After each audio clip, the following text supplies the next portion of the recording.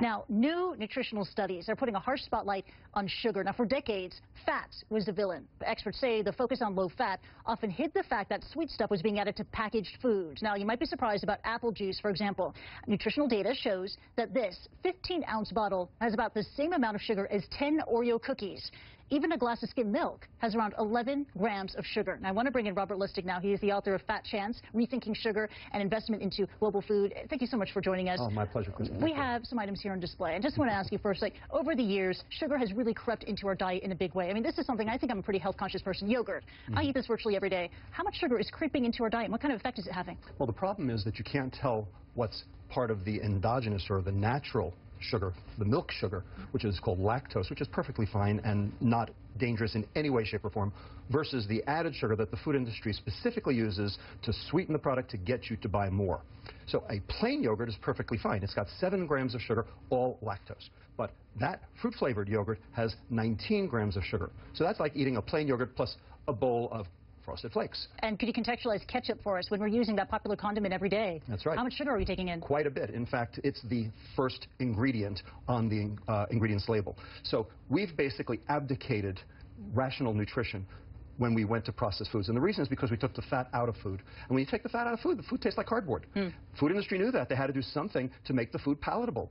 Processed food has all sorts of negative aspects that can all be covered up by the addition of sugar. So sugar was the hook that the food industry used to get us to buy more. And we now know that sugar is addictive, just like alcohol. And you've said this in your studies over the years. Since the early 1980s, fat has been taken out of our diet, and yet obesity rates have gone up because more sugar has been introduced. Earlier in the program, I asked our viewers worldwide, which do they believe has more sugar between these two cereal boxes? Is it Raisin Bran or is it Frosted Flakes? Right. Give us the answer. So it's actually a double-sided question. The Raisin Bran has more total sugar.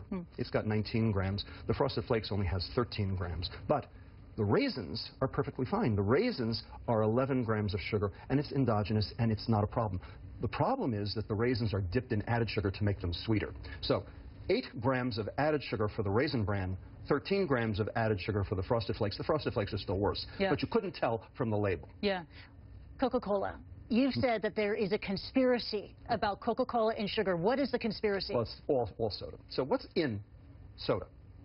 Caffeine. Yeah. So caffeine is a mild stimulant, but it's also a diuretic. It makes you urinate free water. What else is in soda? Salt, about 55 milligrams. So what happens when you take on salt and excrete water? You get thirstier. So why is there so much sugar in soda? Answer, to hide the salt. So they know what they're doing, and this is very specific because they have basically made it so that you will buy more. This is, their business strategy. Robert, you made headlines when you called sugar a poison. Is sugar really a poison like cocaine, like tobacco, and should we go on a sugar rehab? So a little is okay and a lot is not. We have a limited capacity to metabolize sugar in our livers. We can usually consume somewhere between 6 to 9 teaspoons of added sugar per day. The World Health Organization just came out and said 24 grams, 6 teaspoons of sugar per day. The problem is, in America, we are consuming 22 teaspoons of added sugar per day. So the question is, what happens to all the extra? And the answer is, your liver turns it into fat. It ends up mucking up the workings of the liver, causes all of the chronic metabolic diseases we know about, type 2 diabetes, lipid problems, cardiovascular disease, hypertension, cancer, and dementia.